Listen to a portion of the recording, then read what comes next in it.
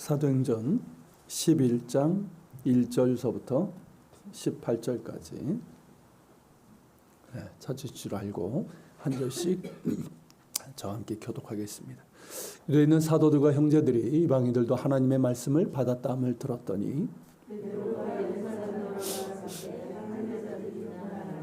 이르되 내가 무할례자의 집에 들어가 함께 먹었다 하니 이르되 내가 욥바시에서 기도할 때 황홀한 중에 환상을 보니 큰 보자기 같은 그릇이 내 귀에 매어 하늘로부터 내려 내 앞에까지 드리워지거늘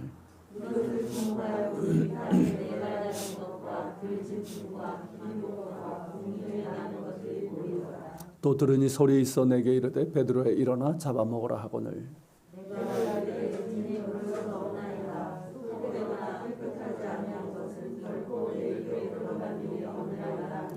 또 하늘로부터 두 번째 소리 있어 내게 이르되 하나님이 깨끗하게 하신 것을 내가 속되다고 하지 말라 하더라.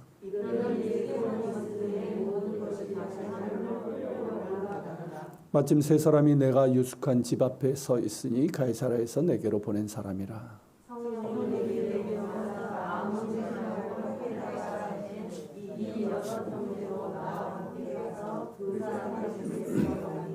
그가 우리에게 말하기를 전사가 내 집에 서서 말하되 내가 사람을 욥바에 보내어 베드로라는 시몬을 청하라. 그가 너와 내 온 집이 구원받을 말씀을 너희에게 이르라함을 보았다 하거늘 내가 말을 시작할 때 성령이 그들에게 임하시기를 처음 우리에게 하신 것과 같이 하는지라. 내가 주의 말씀에 요한은 물로 세례를 베풀었으나 너희는 성령으로 세례를 받으라 하신 것을 생각한다. 그런즉 하나님이 우리가 주 예수 그리스도를 믿을 때에 주신 것 같은 선물을 그들에게도 주셨으니 내가 누구이기에 하나님을 능히 막겠느냐 하더라. 그들이 이 말을 듣고 잠잠하여 하나님께 영광을 돌려드리되 그러나 하나님께서 이방인에게도 성령 보내게 도와주셨다. 아멘. 우리가 사도행전 강해를 하면서 보는 것처럼 사람의 그 생각 속에 뿌리 깊게 자리 잡은 이 고정관념과 편견, 그리고 이제 그로 인한 차별과 금기는 참 쉽게 변하지 않습니다. 쉽게 깨트리기가 참 어려워요. 특히 사람에 대한 편견이 더욱 그러하죠. 천부인권, 만인평등 이런 가치가 존중받는 21세기에도 불구하고 세계 곳곳에서는 이 편견과 차별, 금기가 존재합니다. 이슬람권, 인도, 제3세계 뿐만 아니라 선진국이라는 유럽과 미국에서도 여러분들이 아시는 것처럼 많은 차별들이 여전히 존재하고 있고 우리나라의 경우에서도 이 편견과 차별이 존재합니다. 인간은 끊임없이 이 편견을 만들어내는 것 같아요. 차별과 금기를. 이게 우리의 이제 죄성이라고 할 수 있는 부분인데 그런 면에서 복음의 역사는 인간이 만들어내는 이런 편견과 차별 금기를 깨트리는 하나님의 행위라고도 볼 수가 있습니다. 예수 그리스도의 복음에는 그 어떠한 차별, 남자 여자의 차별, 유대인과 이방인의 차별, 자유인과 종의 차별, 그 어떤 차별을 거부하기 때문입니다. 하지만 교회 역사를 보면 어떻습니까? 참 그렇지 못하고 오히려 그 반대였을 때가 참 많습니다. 교회가 하나님의 뜻을 가로막고 하나님의 선교를 방해하는 장애물 역할을 한 때도 참 많았습니다. 참으로 하나님께 죄스럽고 가슴 아픈 일이지만 이것이 또 우리의 연약함이라 할 수 있겠죠. 그러기에 우리는 이 사도행전과 교회 역사를 보면서 우리가 어떻게 하나님의 선교의 장애물이 되지 않고 도구가 될 수 있는가? 이거를 우리가 살펴봐야 되고 실제로 그렇게 되어야 할 것입니다. 예루살렘 교회는 이러한 차별 없는 복음의 기초 위에 세워졌습니다. 사도행전 1장 15절에 보면 그때 이제 예루살렘에 이제 성령 받기 전에 모인 사람들의 숫자가 약 120명이었다라고 그렇게 기록하고 있습니다. 예수님께서 이제 하나님께로 이제 돌아가시기 전에 제자들에게 예루살렘을 떠나지 말고 약속하신 성령을 기다려 하셨잖아요. 그래서 그 말씀에 따라서 마가의 다락방이라고 이제 일컬어지는 마가의 2층 집 홀이죠. 거기에 이제 120명이 모여서 함께 힘써 기도하면서 약속하신 성령을 기다렸습니다. 그런데 그 앞에 보면 그 사람들이 어떤 사람들인지가 나와요. 그래서 11 제자의 그 이름이 나오고, 그러면서 여자들과 예수님의 어머니 마리아와 또 예수님을 믿지 않았지만 부활하신 예수님을 만나고 나서 믿게 된 예수님의 아우들이 있죠. 야고보, 유다 같은 그들이 함께 힘써 기도했다고 되어 있습니다. 그 수가 약 120명이었다고 했는데, 여러분 이게 우리가 그냥 넘어갈 수 있는 부분이지만 여기에는 상당한 의미심장한 변화가 있습니다. 당시 유대인들은 사람의 수를 셀 때 어떻게 셌을까요? 남자들, 그것도 성인 남자들의 수를 셌습니다. 이게 이제 통상적인 관례였어요. 지금도 유대교에서는 그 예배 인원이 있어요. 그러니까 유대인 몇 명이 이제 모였을 때 이게 그들의 이제 회당이라고 할 수 있는, 그렇게 예배 드릴 수 있는 그런 최소한의 인원이 되는 거야. 그게 성인 남자 10명이에요. 여자 아무리 많아도, 아이들이 아무리 많아도 성인 남자 10명이 되지 않으면 그 인원이 채워지지 않게 됩니다. 정족수가 되지 않는 거예요. 여러분 복음서조차도 그렇게 기록하고 있지 않습니까? 오병이의 이적때 그때 몇 명? 장정만, 그죠? 성인 남자만 5,000명이었다. 그러니까 성인 남자의 수만 계수를 한 거예요. 그런데 사도행전에 이르러서는 여자의 수까지 포함해서 지금 120명이었다라고 기록하고 있습니다. 남자 여자의 구별이 없어진 거예요. 오늘날 우리에겐 너무나 당연한 것이지만 당시의 문화적인 관례에서는 상당한 파격에 해당이 됩니다. 그리고 이제 성령께서 강림하셨고 교회가 세워지면서 그들은 예수 그리스도의 복음 안에서 차별 없는 공동체를 이루었어요. 남자의 여자의 차별이 없어지고, 그리고 부한 자와 가난한 자의 차별도 없어졌습니다. 서로가 그리스도 안에서 형제 자매로 보게 된 거예요. 우리가 사실 은혜 가운데 있으면 그렇게 되지 않습니까? 그러니까 남자 여자에 대한 어떤 적대적인, 어떤 부정적인 그런 입장이 아니라 우리가 그리스도와의 사랑 안에 있으면 서로를 그냥 형제 자매로 볼 수 있는 거예요. 그들이 그랬고요. 그리고 이제 부한 자들은 어땠습니까? 누가 시키지도 않았는데 자진해서 자신의 재산을 팔아서 그 소유를 사도들의 발 앞에 놓고, 그래서 가난한 사람들이 필요에 따라서 그것을 가져다가 가난해서 굶거나 인간 이하의 삶을 이제 그런 대우를 당하지 않도록 그런 안전 조치를 행했단 말이죠. 그리고 그리스도의 사랑, 그리스도 안에 나타난 하나님의 사랑을 기뻐하며 그들은 모이기에 힘썼고 함께 떡을 떼며, 구별이 없었던 거예요. 예전에 어땠습니까? 부한 자, 가난한 자. 이렇게 따로따로 이랬지만 그때는 어땠습니까? 그냥 모인 거예요. 구별 없이 함께 모여서 떡을 떼며 교제하고 말씀을 배우고 축복하고 구제와 선교를 하고. 그러니까 어떻습니까? 교회 밖에 있는 사람들이 보니까 와, 천국 같은 거예요. 정말 아름다운 공동체였죠. 그런데 그 범위의 한계는 분명했습니다. 어디까지나 유대인들끼리였던 거예요. 초대교회 멤버들이 유대인들이었기 때문에 그렇기도 했지만 이들은 여전히 유대교회 이방인들에 대한 고정관념, 편견, 그 차별과 금기에서 벗어나질 못하고 있었습니다. 박해로 인해서 이 성도들이 이제 흩어지게 되죠. 사방으로. 흩어진 성도들은 복음을 전했다고 그랬어요. 그렇지만 그 대상은 어디까지나 유대인들이었어요. 집사 빌립이 그나마 예외적이긴 했지만 대부분의 성도들은 이방인들에게 선뜻 다가서기를 주저했단 말이죠. 일부러 그런 것은 아니었을 거예요. 그만큼 이 고정관념과 편견은 깨기가 어렵다는 거예요. 그러니까 내가 의식하든 의식하지 않든 그게 그냥 당연한 걸로 여겨지니까 그렇게 되는 거예요. 하지만 하나님의 뜻은 어땠습니까? 그렇지 않았단 말이죠. 유대인뿐만 아니라 이방인들에게도 복음이 전해지고 그들도 예수 믿어서 구원받기를 원하셨습니다. 이를 위해서 하신 일이 뭐예요? 욥바에서 베드로에게 보여주신 환상, 그리고 그 말씀, 그리고 그와 동시에 가이사랴 백부장 고넬료에게 환상 중에 천사가 나타나서 베드로를 청하여 들으라고 하신 그 모든 일들이었어요. 우리가 이미 두 줄 통해서 이제 살펴본 것처럼 베드로는 처음에 그 뜻을 이해하지 못했습니다. 너무 당황스러웠고 이해하지 못했어요. 그렇지만 순종했고 가이사랴 고넬료의 집에 이르러서 온전히 깨닫게 되죠.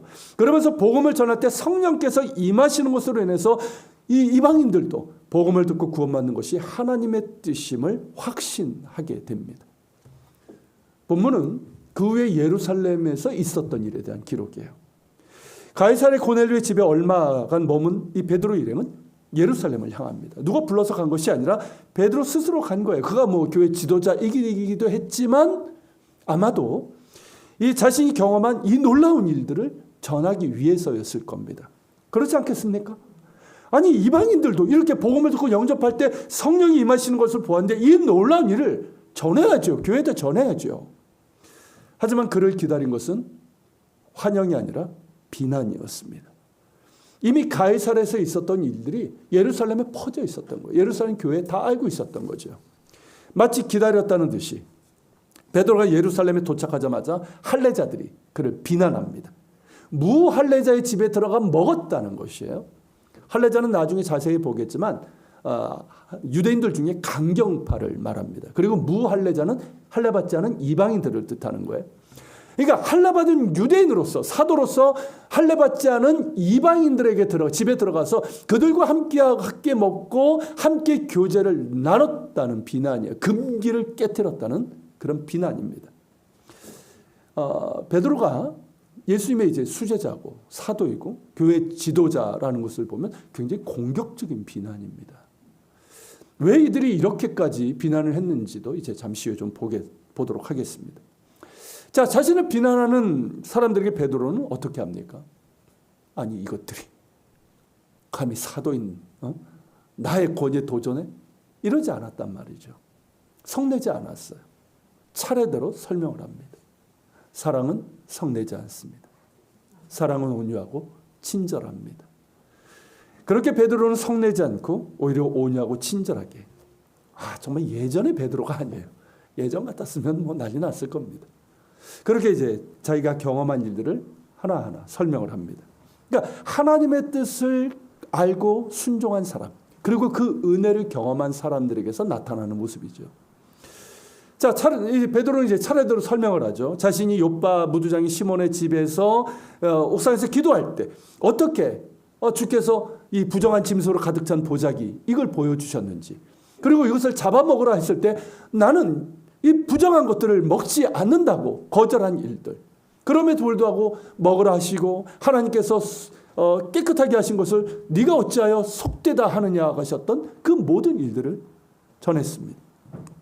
이런 일이 3번 있은 후에 마침 가이사랴 백부장 고넬료가 보낸 이 3사람이 도착을 했고, 그들이 한 얘기는 고넬료가 환상 중에 천사가 명한 이야기, 그러니까 베드로를 청하여 말을 들으라고 했던 그 모든 이야기, 그래서 내가 가이사랴로 가게 되었던 이야기를 했습니다. 가이사랴 백부장 고넬료의 집에 들어가서 그가 자신을 청한 이야기, 곧 천사가 한 이야기도 전하고, 입을 열어서 복음을 전했을 때 성령이 그들에게 임한 것도 전했습니다. 이처럼 하나님이 이방인들이 복음을 듣고 예수 그리스도를 믿을 때에 성령을 선물로 주시니 내가 누구기에 하나님을 능히 맡겠는가 하는 이 말로 마무리를 했습니다. 우리가 앞장에서 이미 보았던 내용이에요. 그런데 여기에서 우리가 잠시 생각해 봐야 될 게 뭐냐면, 누가는 왜 이 이야기를 반복하고 있냐라는 거예요. 여러분, 사도행전을 우리가 읽어보면요, 뭐 모든 이제 그런 기록들이 그렇지만 모든 것을 기록하지 않아요. 그러니까 기록의 목적이 있단 말이죠. 중요하게 여기는 우선순위가 있어요. 그거에 따라 하는데 이 사도행전의 저자인 이 누가는 이야기를 빠르게 진행을 합니다. 그래서 과감하게 생략도 해요. 예를 들면 이 사울이 이제 회심을 한 후에 이제 그 아라비아로 가서 이제 3년 동안 머물게 되잖아요. 그런 이야기들은 전체 흐름 속에서, 이야기 속에서 뭐 중요하지 않다고 생각했기 때문에 그냥 생략을 한 거예요. 그런 이제 누가가 이 이야기만큼은 3번을 반복하고 있다는 거예요. 10장에서 2번. 그리고 여기에서. 그렇게 3번 반복하고 있습니다. 왜일까요? 그리고 또 한 가지 경우는 이와 비슷한 게 뭐냐면 사울의 회심 이야기예요. 이 사울의 회심 이야기는 사도행전에서 3번 반복됩니다. 왜일까요? 이 두 경우는 사람들이 전혀 예상하지 못한 일들이에요. 그러니까 사람들이 전혀 예상하지 못한 정말 새로운 일을 행하시는 하나님의 놀라운 행위와 연관되어 있습니다. 특히 이 복음을 이방인들에게 전하는 일과 관련이 있어요. 자, 이방인의 사도로 부르신 사울의 회심 이야기 아닙니까? 그리고 이방인 고넬료에게 복음이 전해져서 성령이 임한 이야기입니다. 둘 다 사람들이 전혀 예상하지 못한 그런 일이었고, 이 복음이 이방인들에게 전해져야 한다는 하나님의 뜻이 이루어진 하나님의 놀라운 행위란 말이죠. 더불어서 이 둘은 이 일들과 관련된 이 두 사람을 변화하는 목적이 있습니다. 자, 베드로의 경우는 왜 그가 이방인 고넬료의 집에 들어갔는지, 왜 그가 그와 교제하고 함께 식사를 했는지, 그리고 복음을 전했는지, 이에 대한 설명이고요. 그리고 바울의 경우는 어떻습니까? 여전히 그를 믿지 않는 사람들이 있었어요. 두려워하면서 믿지 않는 사람들, 그리고 사도로서 인정하지 않는 사람들이 있었단 말이죠. 그들에게 그가 어떻게 부활하신 예수님을 만났는지, 그래서 그가 어떻게 변화되었는지, 그리고 주께서 어떻게 그를 이방인의 사도로 부르셨는지에 대한 그 진정성을 설명하기 위해서예요. 그래서 비교적 빠르게 이야기를 전개하고 있는 이 누가가 이 이야기들만큼은 이렇게 세 번에 걸쳐서 반복을 하고 있는 겁니다. 그러면서 이방인을 향한 하나님의 뜻이 무엇이고, 예수님께서 세우자 하셨던 이 교회라고 하는 이 공동체가 어떤 곳인지를 우리에게 보여주고 있는 거예요. 그리고 이제 11장 본문의 베드로의 말을 자세히 보면요, 10장에서 나오지 않는 것들이 몇 있어요.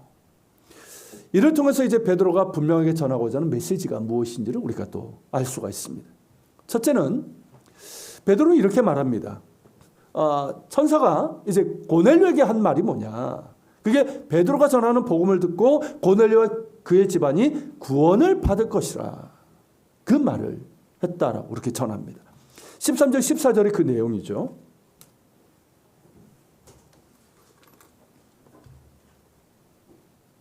한 칸 내려주세요.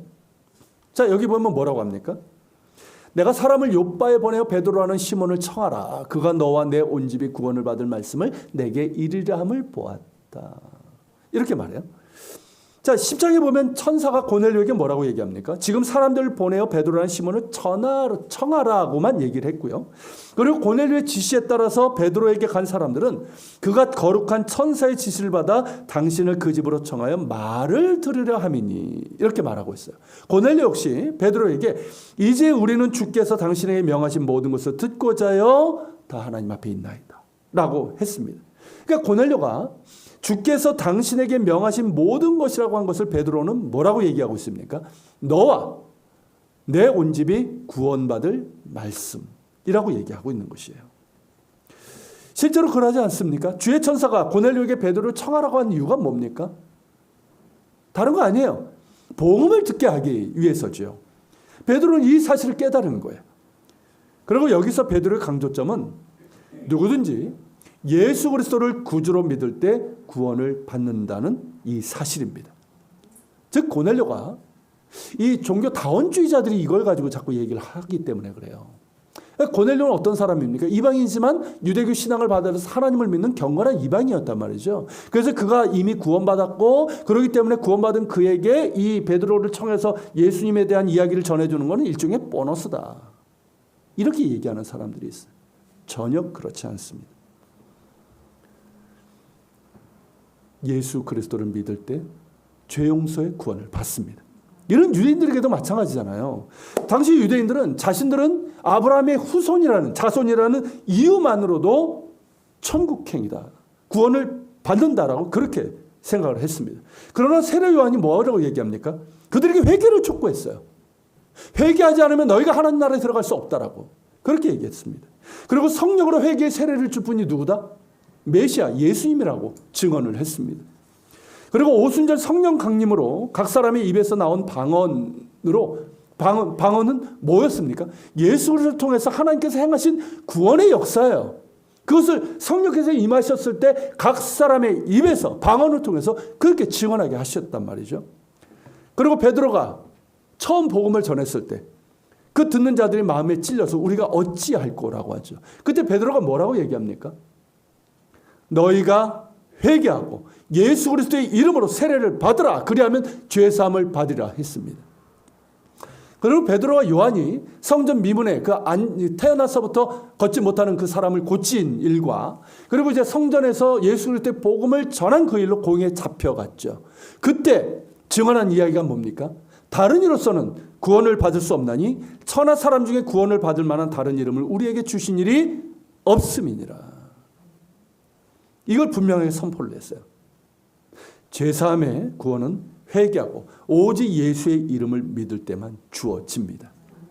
고넬료에게 베드로를 청하여 말씀을 들으라고 하신 이유도, 그리고 베드로에게 환상을 보여주시고 고넬료에게 이끌어서 그에게 복음을 전하게 하신 이유도 오직 하나, 예수의 이름을 믿을 때만 구원을 받을 수 있기 때문입니다. 유대인이든 이방인이든 오직 예수의 이름으로만 구원을 받습니다. 이런 구원에 이르는 은혜는 어떤 차별도 없다는 것을 의미하는 거예요. 하나님께서 예수 그리스도를 통해서 주시는 구원의 은혜는 그 어떤 차별도 없습니다. 누구든지 주의 이름을 부르는 자는 구원을 받습니다. 두 번째는 15절인데, 내가 예수 그리스도의 복음을 말하기 시작하는데 그곳에 모인 사람들 위해 성령이 임하시기를 처음 우리에게 하신 것 같이 하셨다 한 말이에요. 자, 처음 우리에게 하신 것 같이, 이게 무슨 뜻입니까? 오순절 예루살렘 마가의 다락방에 모인 우리에게 성령이 강림하신 것처럼 가이사랴 고넬료 집에 모인 이방인들에게도 성령이 임하셨다는 것이에요. 그리고 이제 세 번째는 이어지는 16절인데, 예수께서 승천하시기 전 마지막으로 하신 말씀이 기억났다는 거예요. 그게 뭐냐면 이제 사도행전 1장 5절에 보면, 요한은 물로 세례를 베풀었으나 너희는 몇 날이 보태어 성령으로 세례를 받으리라 하신 이 말씀이에요. 이 말씀이 생각이 났다는 거죠. 이 성령 강림을 이제 성령 세례로 말한 것인데, 이 말씀은 우리 유대인들뿐만 아니라 이방인들에게도 동일하게 이루어졌다는 것입니다. 여러분, 베드로가 이렇게 이제 성령의 임재를 강조한 이유는 분명합니다. 여러분, 성령 강림은 뭐냐면, 이게 구약의 이제 요엘 같은 선자들, 여러 선자를 통해서 이제 예언된 약속의 말씀인데, 성령 강림은 단순한 사건이 아니에요. 메시아의 때, 메시아의 날에 이루어질 약속 중에 하나입니다. 그러니까 예수님께서 부활 승천하셔서 하나님 보좌 우편에 서서 그 영광을 받으시던 때에 유대인들에게 임한 거예요. 메시아의 날에. 그리고 그 동일한 성령이 예수 그리스도의 복음을 듣고 믿는 이방인들에게도 임한 것입니다. 그렇게 오순절 예루살렘 유대인 신자들에게 임했던 성령이 가이사랴 이방인들에게도 임한 것이죠. 그래서 이방인들 역시 성령의 말하게 하심에 따라 그렇게 하나님을 높이는 찬양을 한 거예요. 그래서 이날을 이방세계 오순절이라고도 얘기합니다. 근데 그렇게 정확한 표현은 아닌 것 같아요. 그러니까 자칫 두 번째 오순절로 기억하는데, 두 번째 오순절 성령은 이미 강림하셨고요. 그 첫 번째 오순절 경험에 이방인들 신자도 참여하게 되었다는 것입니다. 오순절 성령께서 유대인 제자들에게 강림하셨던 것처럼 이 이방인들에게도 임하신 것이죠. 이는 하나님의 뜻이 어디 있는지를 분명하게 보여주는 증거입니다. 자, 예수님을 믿는 유대인들에게 성령이 임하셨듯이 예수님을 구주로 영접한 이방인들에게도 성령이 임하였다면 하나님의 뜻은 무엇입니까? 유대인은 물론 이방인들도 이 복음을 듣고 구원받기를 원하신다는 것이죠. 이게 분명한 증거예요. 그러니까 베드로가 아무리 얘기하는 것보다도 이렇게 성령이 임한, 그리고 베드로와 함께한 6명의 유대인 신자들이 있었잖아요. 욥바에서부터 같이 했던. 이들이 증인이고, 이거는 누구도 부인할 수 없는 분명한 하나님의 뜻임을 보여주는 증거입니다. 왜 이방인들에게도 복음을 전해야 되고 그들에게 예수 그리스도의 이름으로 세례를 베풀어야 하는지에 대한 분명한 증거가 바로 성령의 임재인 것이죠. 그래서 베드로가 그것을 강조하고 있는 거예요. 또한 이는 하나님께서 이방인들도 차별 없이 사랑하시며 예수 그리스도 안에서 유대인과 이방인은 물론 모든 사람이 한 몸 되기를 원하신다는 것을 보여주는 사건이기도 합니다. 성령의 임재는 비록 인종이 다르고 민족이 다르고 언어가 다르지만 주 예수 그리스도를 구주로 영접하는 자에게 한 분 성령께서 임하셔서 한 몸 되게 하시는 사건이에요. 그저 방언 샬라샬라하고 이게 아니란 말이에요. 그러니까 우리가 성령을 받는다라는 건 뭐냐면, 우리가 서로 다르지만 한 분 성령의 임재 가운데서 우리가 그리스도의 한 몸, 그분의 지체가 되었다는 것을 의미하는 사건인 거예요. 그렇기 때문에 사도 바울은 고린도전서 12장 13절에서 이렇게 증언하고 있습니다. 같이 읽겠습니다. 우리가 유대인이나 헬라인이나 종이나 자유인이나 다 한 성령으로 세례를 받아 한 몸이 되었고. 자, 누구든지 성령이 아니고서는 예수를 주라 시인할 수 없습니다. 그 죄를 회개하고 예수 그리스도를 구주로 믿어 영접하는 자는 성령을 선물로 받습니다. 여기에는 그 어떤 차별이 없어요. 그가 유대인이든 이방인이든 종이든 자유든 남자든 여자든 차별이 없습니다.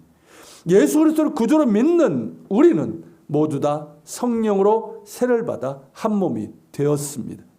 교회의 머리이신 그리스도의 몸의 한 지체가 되었습니다. 할렐루야. 이것을 꼭 기억해야 됩니다. 그러므로 우리는 하나인 거예요. 예수 그리스도를 구주로 믿는 우리는 성령으로 말미암아 이미 하나입니다. 그렇기 때문에 사도 바울이 에베소서 4장에서 이렇게 우리에게 권면하고 있는 거예요. 같이 읽겠습니다. 모든 겸손과 온유로 하고 오래 참음으로 사랑 가운데서 서로 용납하고 평안에 매는 줄로 성령이 하나 되게 하신 것을 힘써 지키라. 몸이 하나요 성령도 한 분이시니 이와 같이 너희가 부르심의 한 소망 안에서 부르심을 받았느니라. 여러분, 바로 여기에 우리가 서로 사랑할 이유가 있습니다. 겸손과 온유로 하고 오래 참음으로 서로를 대하면서 서로를 사랑하고 또 용납할, 있는 그대로 받아들일 이유가 바로 여기에 있는 거예요. 우리가 한 몸이고 성령께서 우리를 하나 되게 하셨기 때문입니다. 부르심의 한 소망 안에서 우리가 같은 부르심을 받았기 때문입니다. 우리가 서로 사랑함으로 용납할 이유는 충분합니다. 아십니까, 여러분? 우리는 사랑하지 못할 이유가 충분하다고 생각하는데 그렇지 않아요. 우리가 사랑하고 서로를 용납할 이유는 너무나 충분합니다. 예수님께서도 내가 너희를 사랑한 것처럼 너희도 서로 사랑하라고 하셨잖아요. 우리가 사랑할 이유는 너무나 충분합니다. 그럼에도 우리가 잘 하지 못하는 이유는 뭘까요? 서툴러서 그렇죠. 어리기 때문에 그래요. 내 안에 있는 상처와 연약함 때문이고 여전히 나 중심의 이 이기적인 성향 때문입니다. 여러분, 예수님의 사랑으로 치유되어야 합니다. 성장해야 되는 거예요. 우리의 믿음도, 우리의 사랑도, 우리의 이 관계도, 하나 되는 관계도 성장해야 됩니다. 그래서 우리가 그리스도의 장성한 분량에 이르기까지 자라야 된다고 얘기하는 거예요. 단순히 우리의 믿음뿐만 아니라 우리의 사랑도, 우리의 섬김도, 서로를 용납하는 것도, 우리의 하나 되는 관계도 그리스도의 장성한 분량에 이르기까지, 예수님처럼 거기에 이르기까지 꾸준히 성장해야 된다는 거예요. 예수님 사랑 안에 거하면서 그 사랑을 배워야 됩니다. 배워야 돼요. 사랑은 배워야 되는 거예요. 예수님의 사랑으로 형제자매를 사랑하는 법을 배워야 됩니다. 성령께서 하나 되게 하신 것을 힘써 지키는 것이 무엇인지를 배워야 돼요. 때론 실수하고 넘어지기도 하고 혹은 상처를 주고 상처받기도 하지만 그럼에도 계속해서 예수님의 사랑 안에 거하면서 사랑하는 법을 배워야 돼요. 상처받았다고 떠나고 상처 주고 나몰라 하는 그런 모습이 아니라, 그럴 수 있는 게 우리의 모습이잖아요. 우리의 연약함인데. 그럼에도 불구하고 계속해서 예수님의 사랑 안에 있으면서 사랑하는 법을 배워야 되는 거예요. 그러니까 성령께서 하나 되게 하신 것이 무엇인지를 배워나가야 되는 거예요. 말로도 사랑하는 법을 배워야 됩니다. 우리가 말로 얼마나 상처를 많이 줍니까? 말로도 사랑하는 법을 배워야 돼요. 행함으로 사랑하는 법도 배워야 돼요.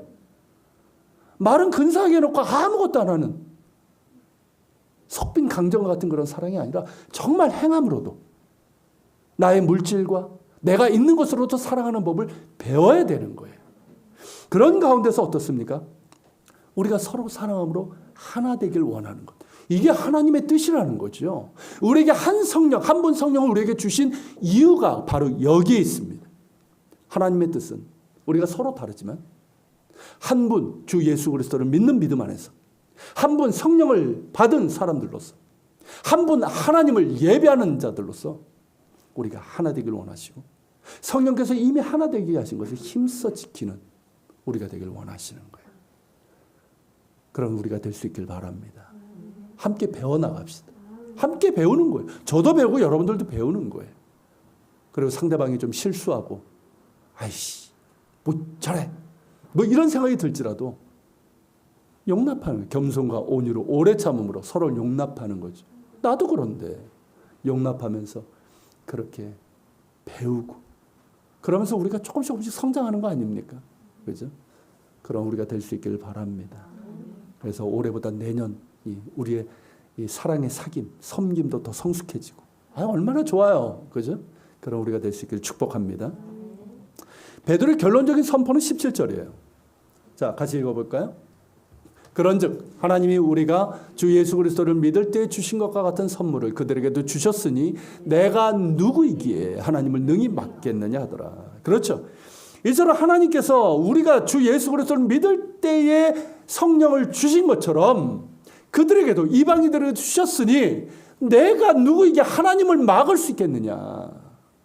막을 수 없죠. 막아서는 안 되는 거죠. 만약에 이것이 하나님의 뜻이 분명함에도 불구하고 막는다면 뭡니까? 그것은 용서받지 못하는 죄를 범하는 거예요. 용서받지 못하는 죄가 뭡니까? 성령을 회방하는 죄예요. 이거는 뭐냐면 불신자들이 범하는 게 아니에요. 믿는다고 하는 사람들, 하나님의 뜻이 맞는 것 같은데 하고 아는 사람들이 고의적으로 성령을 하나님의 뜻을 막는 것, 하나님의 뜻을 회방하는 것을 얘기하는 거예요. 성령을 회방하는 것. 용서받지 못할 죄라고 주께서 말씀하신 거예요. 이방인들도 복음을 듣고 구원받기를 원하시고 유대인과 이방인들이 차별 없이 사랑하시며 그렇게 이들이 하나가 되기를 원하시는 것이 하나님의 뜻인 것이 너무나도 분명합니다. 그러게 하나님을 막을 수 없거니와 하나님의 뜻을 막는 죄를 범해서는 안 되는 것이죠. 그런데 하나님의 뜻을 막는 죄를 범한 자들이 있었습니다. 베드로로부터 이 모든 말을 들었음에도 불구하고 말입니다. 자, 2절에 보면 베드로가 예루살렘에 올라왔을 때 할례자들이 비난했다고 했는데 여기서 할례자는 할례받은 유대인들을 뜻하는 것이 아니라 할례파 유대인들을 얘기하는 겁니다. 기본적으로 유대인 남자라면 어떻습니까? 다 할례를 받아요. 그러니까 모든 유대인들을 얘기하는 것이 아니에요. 그러니까 유대인들 중에 할례를 의의 조건으로 내세우면서 이방인들도 할례를 받아야만 된다라고 주장하는 이들입니다. 이외에도 음식법, 율법들을 내세우면서 여전히 이것이 의의 조건이라고 내세우는 자들이에요. 여러분 15장 5절에 보면 이들이 이제 바리새파 출신으로 보여요. 그러니까 원래 이들은 바리새파에 속했던 사람들인데 이들 중에 예수님을 메시아로 인정한 사람들이라는 뜻이에요. 자, 이들은 예수님이 이스라엘이 기다려온 메시아라는 것을 인정을 했어요. 이건 좋은 거죠. 그런데 여전히 어떻습니까? 할례, 음식법, 이 안식을 준수 같은 이런 율법을 의의 조건으로 내세우면서 이건 여전히 유효하고 이것들을 지켜야 된다는 거예요. 그러니까 예수님을 메시아로 믿는 것만으로는 안 되고 이런 율법을 지켜야 되고 이런 것을 해야 된다는 조건을 내세운 거죠. 항상 이런 게 문제가 되거든요. 이들은 이방인들에게도 그것을 요구한 거예요. 이방인들도 우리처럼 할례를 받아야 되고 율법을 지켜야지만 이 언약 공동체에 들어올 수 있다고 한 거예요. 이게 당시 유대교가 당연시 여겼던 거죠. 이방인들이 유대교 신앙을 받아들이려면 어떻게 해야 됩니까? 할례 받아야 되고요. 율법을 지켜야 돼요. 그러면서 유대인이 돼야 되는 거예요.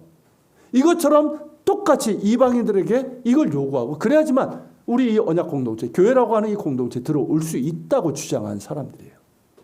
이들은 이제 할례파 혹은 할례당이라고도 이제 하고 이들은 이제 예루살렘 교회 안에 있었던 강경파라고 할 수 있는 거예요. 강경파 이런 사람들. 지금 당장은 그들이 어떻습니까? 베드로의 이 모든 말을 듣고 잠잠했어요. 더 이상 비난하지 않았어요. 그런데 얼마 지나지 않아서 이 문제로 또 이의를 제기합니다. 그러면서 교회의 불안과 갈등을 조장을 해요. 그리고 나중에 더 심각한 불화를 일으키죠. 그래서 이 바울이 세운 교회 갈라디아 그 지역에 가가지고 그 또 다른 복음을 전하는, 그러면서 큰 문제를 이제 일으킨 사람들입니다. 이들이 이런 강경한 입장을 취한 것은 뭐 어떤 그 배경은 있긴 해요. 그들의 어떤 종교적인 배경, 그들이 이제 그 바리새파 출신이었다는 그 배경과 더불어서 당시 예루살렘이 처한 이 정치적인 상황과도 연관이 있습니다. 자, 날이 갈수록 로마와 이 로마의 꼭두각시 정권인 헤롯 정권과의 관계가 안 좋아졌습니다. 그러니까 반발과 저항이 거세졌고, 로마는 이 군사적인 이 억압, 그리고 총독들의 잘못된 그 정치로 인해서 이렇게 계속해서 유대인들의 저항을 꺾으려고 했어요. 그러다가 어떻게 됩니까? 대대적인 반란이 일어나게 되죠. 그게 주 66년경이었어요. 그 반란이 일어나게 되고, 로마는 이를 이제 진압하기 위해서 로마 군대 중에서 가장 강력한 10군단을 보내게 됩니다. 이 과정에서 수많은 유대인들이 죽임을 당했어요. 그리고 이 처참했던 전쟁은 결국 주 70년에 예루살렘이 로마에 함락되면서 끝나게 됩니다. 그렇기 때문에 할레파의 주장은 뭐냐면, 이렇게 민족 전체가 지금 강한 압박을 받고 있는 때에 유대인으로서의 정체성을 지키는 것은 너무나 중요하다. 이 논리인 거예요. 그리고 더불어서 이방인들을 할례나 율법 없이 동일한 형제자매로 받아들이는 것은 마치 적과 친하게 지내는 것과 똑같다라는 그런 이제 생각이었던 거예요. 이해가 되십니까? 그러니까 우리가 그 역사적인 배경을 살펴보면 생각보다 복잡하다는 것을 알 수가 있어요. 그들 입장에서는 어떤 면에서 보면 충분한 이유였을 겁니다. 하지만 여러분, 바울을 한번 생각해 보십시오. 바울은 그렇지 않았고 모든 바리새파 출신들이 그랬던 것은 아니에요. 우리가 아는 것처럼 바울은 어땠습니까? 바리새파였고 랍비였단 말이죠. 그리고 그가 얘기하잖아요. 나는 누구보다도, 바리새파 중에서도 누구보다도 율법에 열심히 있는 사람이었다. 그러니까 이 바울은 이 할레파처럼 될 가능성이 누구보다도 높았던 사람이에요. 그렇죠. 그런데 어떻습니까? 바울은 전혀 그렇지 않았어요. 이방인들에게도 복음을 전했고, 정말 그들에게 정말 그리스도의 사랑으로 다가섰고요. 정말 그가 말한 것처럼 유대인에게는 유대인으로서, 이방인은 이방인으로서 그렇게 대했어요. 그러면서 이방인들에게 그 어떤 조건도 내세우지 않았어요. 할례도, 음식법도, 율법의 굴레도 씌우지 않았습니다. 오직 예수만 전했어요. 차별 없는 복음, 이 차별 없는 은혜만을 전했단 말이죠. 바울이 그렇게 된 이유는 뭘까요? 은혜 때문입니다. 다른 거 아니에요. 은혜 때문이에요. 그가 고백한 것처럼 죄인 중에 괴수요, 박해자, 핍박자였던 자신을 택하시고 구원하신 그 은혜 때문이에요. 자격 없는 자를 택하시고 사랑받을 수 없는 자를 사랑하신 그 은혜이고, 충성되지 못한 자를 충성되게 여겨 직분을 맡겨주신 그 은혜 때문이에요. 나를 나되게 하신 하나님의 은혜 때문입니다. 예수 그리스도 안에 나타난 하나님의 은혜가 그를 이처럼 변화시켰고, 바울은 언제나 그 은혜 가운데 있기를 원했어요. 그 은혜에 힘입어 살아가기를 원했습니다. 이를 은혜의 지배라고 할 수 있을 겁니다. 은혜의 지배. 여러분, 갈라디아서, 로마서 등 바울서 신서를 읽어보면 여러분, 그가 한결같이 말하고 있는 게 뭡니까? 예수 그리스도 안에 나타난 하나님의 사랑이고 자신은 언제나 은혜의 지배 아래에 있기를 원한다는 것이고, 우리에게도 뭘 얘기합니까? 그 은혜를 알기를 원하고 그 은혜 가운데 있으라는 거 아닙니까? 은혜의 지배, 너무나도 적절한 말이에요. 예수 그리스도 안에 나타난 하나님의 은혜로 구원받고 그 은혜를 알고 그 은혜 가운데 거하고 그 은혜에 힘입어 살아가는 사람에게 딱 맞는 표현이 바로 은혜의 지배입니다. 은혜의 지배 아래에 있는 사람은 바울이 고백하는 것처럼 나는 죽고 예수로 사는 사람입니다. 사나 죽으나 나는 그리스도의 것이니 나의 모든 것을 통해 예수님만이 드러나고 높임받기를 원하는 사람이에요. 그는 자신을 주장하지 않습니다. 예수님만을 주장합니다. 예수님의 주되심만을 주장합니다. 예수 그리스도의 복음만을 자랑합니다. 은혜의 지배 아래에 있는 사람은 오직 예수로 사는 사람입니다. 예수로 살고 예수로 죽고자 하는 사람이에요. 오직 예수님만을 사랑하고 그 사랑으로 형제 자매를 사랑하고 그가 누구든지 편견 없이 사랑하고 차별 없이 사랑하는 사람입니다. 예수님의 마음을 품고 사랑하며 섬기고 예수님만을 전하는 사람이에요. 그러기에 이방인들에게 그 어떠한 율법의 짐을 지우려 하지 않았고 오직 예수님만을 전하고자 했던 거예요. 예수의 사람은 은혜의 지배 아래 있는 사람입니다. 그게 우리예요. 우리가 돼야 됩니다. 예수 그리스도 안에 나타난 하나님의 사랑을 알고 그 은혜가 나를 지배하는 사람, 은혜 수면 아래 있는 그런 사람으로 살아가는 사람인 것이죠. 나를 나되게 하신 하나님의 은혜로 살아가는 사람입니다. 예수 그리스도 안에서 차별 없는 은혜의 원리로 사람을 대하는 거예요. 그 은혜에 힘입어 사랑하며 섬기는 사람이고 성령의 하나 되게 하신 것을 힘써 지키는 사람입니다. 그리고 너무나 당연하지만 교회는 은혜의 지배로 충만한 곳이어야 합니다. 예수 그리스도 안에 있는 하나님의 은혜가 우리를 덮어야 돼요. 우리의 모나고 우리의 잘난 모습들, 나를 주장하는 그 모습들, 거친 모습들, 순종하지 못하는 모습들, 우리들의 관계 상처들, 그 모든 것들이 하나님의 은혜가 덮어야 되는 거예요. 예수 그리스도 안에 있는 하나님의 은혜가 우리 가운데 충만하기를 소망합니다. 여러분들의 가정도 그러하길 축복합니다. 하나님의 은혜가 여러분들의 가정을 덮어야 돼요. 부부관계를 덮어야 돼요. 부모와 자녀 간의 관계도 덮어야 돼요. 어디 해결책이 있습니까? 보세요. 어디 해결책이 있어요? 우리가 경험하지만 사실 어디에 갈등이 일어났을 때, 어떤 문제가 생겼을 때 어디에 방법이 있습니까? 해결책이 있습니까? 하나님 앞에 무릎 꿇는 방법밖에 없는 거예요. 하나님의 은혜를 구할 수밖에 없는 거예요. 그 은혜가 내 이 상처난 마음, 내 거친 입을 주장할 수 있도록, 우리의 관계를 지배할 수 있도록, 하나님의 은혜가 우리를 변화시킬 수 있도록 구하는 이거밖에 뭐가 있습니까? 하나님의 은혜가 나를 지배해야 돼요. 그 은혜에 푹 잠겨야 돼요. 그래서 옛사람의 그런 모습들이 나타나지 않도록, 혹은 나타난다면, 드러난다면 다시 은혜 수면 안에 있도록 더 주님 앞에 엎드려야 되는 거예요. 나는 죽고 예수로 사는 사람, 정말 그런 사람 되기 위해서 은혜를 사모하고 은혜 가운데 거야 되는 거예요. 여러분들의 가정도, 그리고 우리 교회도. 여러분, 그 은혜가 우리의 믿음이 되고 사랑이 될 수 있길 바랍니다. 우리의 섬김이 되고 우리가 전도하는 이유가 되고 우리가 존재하고 살아가는 이유가 되길 바랍니다. 그 은혜 가운데 있어서 하나님의 뜻에 순종하고 민감하고 순종하고, 그렇게 기쁨을 순종하는 가운데 어떻게 될까요? 하나님의 행하신 일에 도구가 될 수 있는 것이죠. 베드로처럼 말입니다. 그런 우리가 될 수 있기를 소망합니다. 말씀을 기억하면서 같이 기도합시다. 주님, 내가 누구기에 하나님을 능히 맡겠느냐? 우리 이방인들까지도 차별 없이 사랑하시는 하나님의 그 사랑, 우리에게 전해진 예수 그리스도의 복음, 이 은혜에 감사를 한번 드립시다. 감사의 길도 드리고, 주님, 우리 역시 하나님 은혜의 지배 가운데 있길 원합니다. 여전히 내가 살아있고,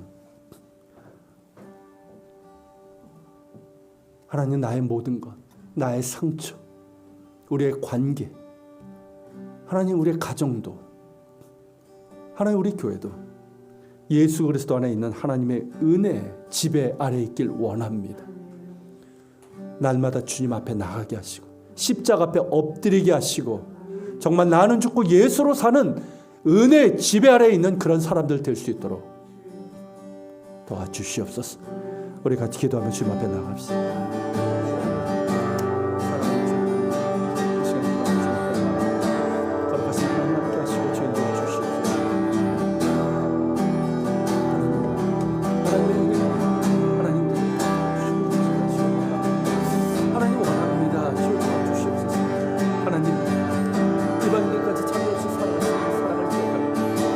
우리가 하나님의 은혜, 예수 그리스도 복음을 받은 자로서 하나님 우리 가운데 있는 차별, 하나님 편견, 하나님 편견, 우리가 아버지 모두 깨뜨리게 하시고 서로 아버지 사랑하게 하여 주옵소서. 주님께서 사랑하시고 또 우리를 사랑하게 하시고 그렇게 아버지 하나님의 일수로 저희도 될 수 있도록 도와주시는 원합니다.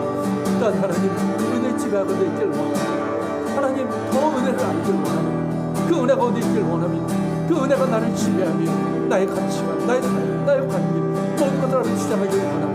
주님 붙잡아 주시기 때문에 주옵소서. 우리 아버지 하나님 가정도 우리 부부간도 우리 아버지 하나님 부모 자식 간의 관계도 모든 것도 하나님 함께 해주시고 우리 교회도 하나님의 은혜가 우리를 하시고 은혜가 우리를 지배하며 우리가 다스리는 하나님 은혜를 낼수 있기를 원합니다. 주여 도와주시기 위해 주옵소서. 그래서 하나님 이 은혜가 우리의 믿음이 되고 싶어요. 우리의 사랑이 되고 하나님 그렇게 하나님의 뜻을 깨달아 순종하는 것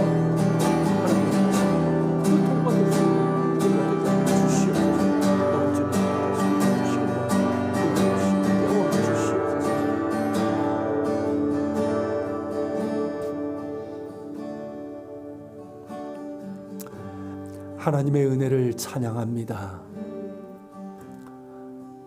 그가 누구든 차별 없이 사랑하시며 그가 누구든 회개하고 예수 그리스도를 주로 믿을 때 죄사함의 구원을 베푸시는 하나님을 찬양합니다.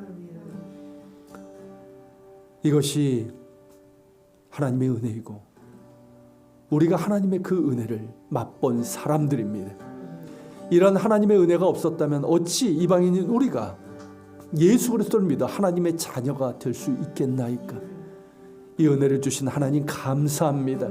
그리고 이 은혜를 귀하게 알게 하여 주시고 차별 없이 사랑하신 하나님의 은혜를 기억하며 우리 가운데 뿌리 깊게 내려져 있는 사람에 대한 고정관념이나 편견이 있다면 다 물리치게 하시고 변화시켜 주시고 편견과 차별 없이 서로를 용납하며 겸손과 온유함으로 오래 참음으로 용납하고 사랑할 수 있는 저희가 되게 하여 주옵소서.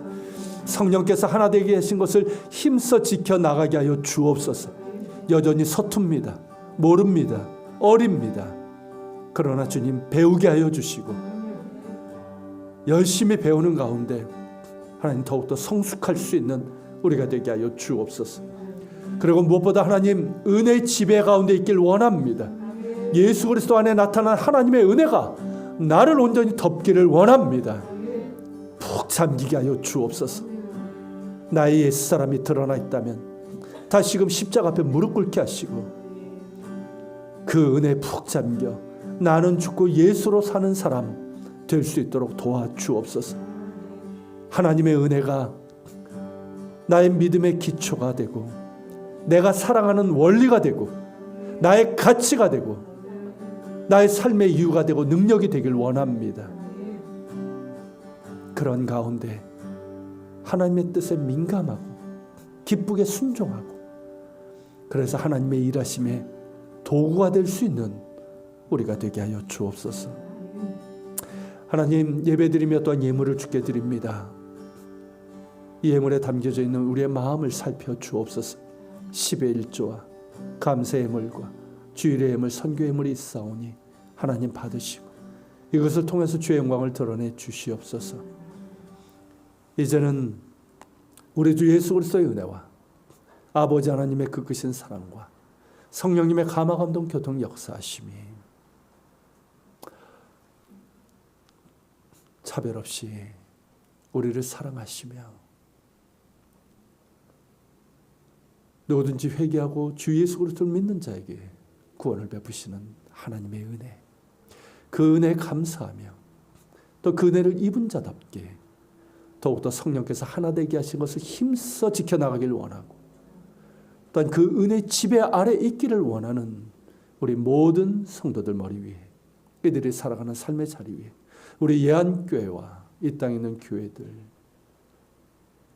그리고 조국 대한민국과 북한 땅, 이스라엘 땅에 세계 곳곳에서 복음을 전하는 선교사들과 박해적에 있는 그리스도인들 머리 위에 함께 하시기를 간절히 축원하옵나이다.